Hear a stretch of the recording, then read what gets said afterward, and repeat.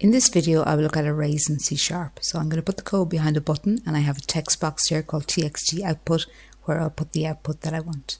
So behind the button here, an array is a collection of values under the same variable name.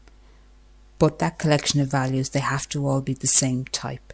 So to declare an array, you have the data type, set of square brackets, and then whatever you want to call the array. Now I'm going to show you how to do it in several lines and then show you a one-liner to do all of this. So I have a variable called nums, and it will refer to an array of ints. So now I need to set up how much memory I want. So I want new int square bracket 4, it's suggesting, I'll go with that. So that will set up 4 elements in memory. Each one will be an int. Now when you ask for new memory, you get new memory. So each of those integers will have a value of 0. Just to show that, I will just use my text output there, .text equals, and if I pop in there nums, so square bracket is used to access each element in the array. So the values in the array, the elements are stored from 0 up to 3 if I have a 4-element array.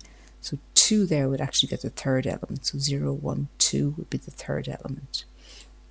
Now, because I'm assigning this to a text field, I can't put in there num square bracket 2 because that's an int, and I can't pop it there into a text field. Can I just pop toString on the end of it? So that would take the integer and just convert it into a string. So it's basically going to turn 0 into a string and pop it into the text box there. So I'm just going to run this just to check it out. It's a little bit slow to run, just give it a second. Now, so behind my arrays button there, I'm just showing you there that when you set new memory up for an array, each element will get a default value there of 0. Now, so instead of having 0 as each value, I could say num square bracket 0. So if I say 2, 4, 6, 8 in each one, so then it'll be num square bracket 1 equals 4. Num square bracket 2 equals 6, semicolon at the end of each line, and num square bracket 3 equals 8. Now, if I accidentally go 1 over there, num square bracket 4, that will cause a runtime error of an array index out of bounds. So let me just run that. So when I have 4 elements in the array, it'll go from 0 to 3.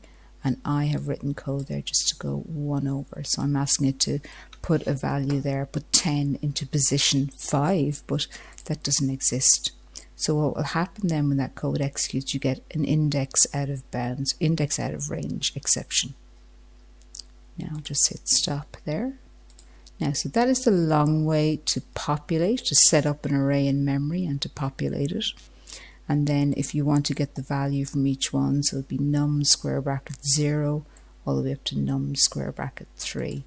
Okay, now a one-liner for doing the same thing. So int square bracket, I call this my nums just to be different, equals, you can put curly brackets, and inside the curly brackets 2, 4, 6, and 8, and a semicolon at the end of that line.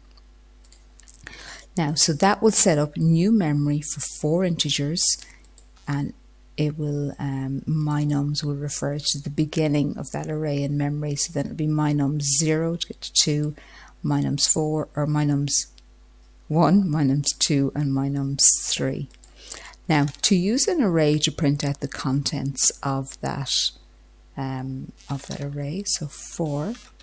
Now I'm going to type this out. So again, there are 3 parts to a for loop. So int I equals 0.